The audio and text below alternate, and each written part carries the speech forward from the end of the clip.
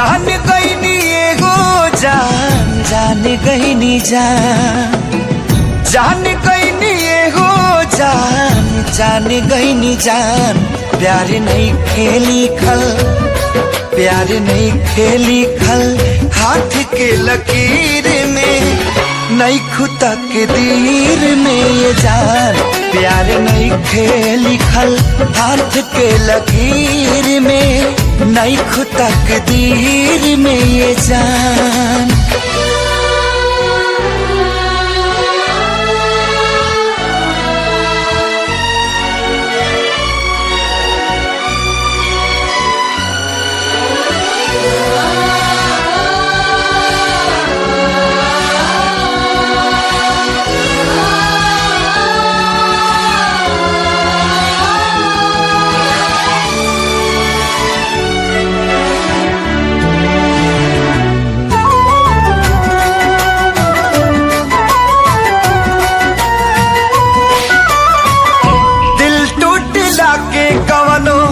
होला ना आवाज हो फिर कैसे सुनी जमाना।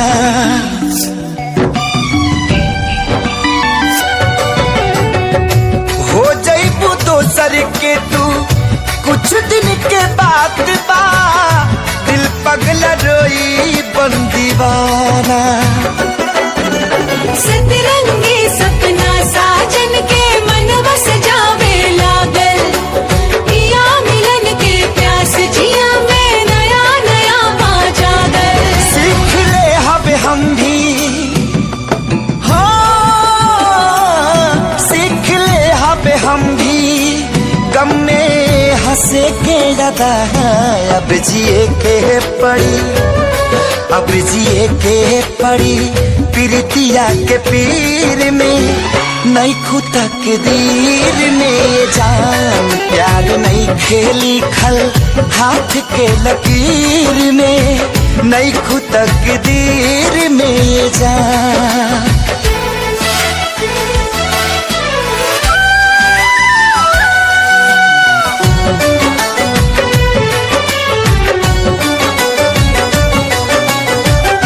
अक्सरी होला केहू हंसे केहू रोवेला, प्रेम के भी लीला कुछ अजीब बा।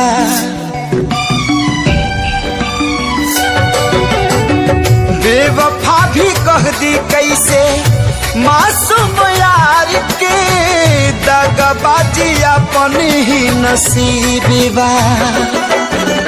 बन के दुल्हनिया जइबू जहिया सैया जी के गाँव में, रखिया अपना राजा जी के तू झुलनी के छाँव में। खुश रहा तू हरदम, हाँ खुश रहा तू हरदम, दिल से ये बादुआ सांस बन के बसल, सांस बन के बसल बाड़ू तू शरीर में नहीं खुदा के दीर में ये जान।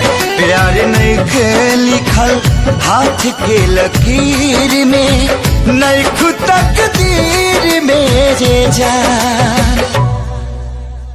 जो तेरे ना हुए किसी के ना रहे, ये अब ना किसी और से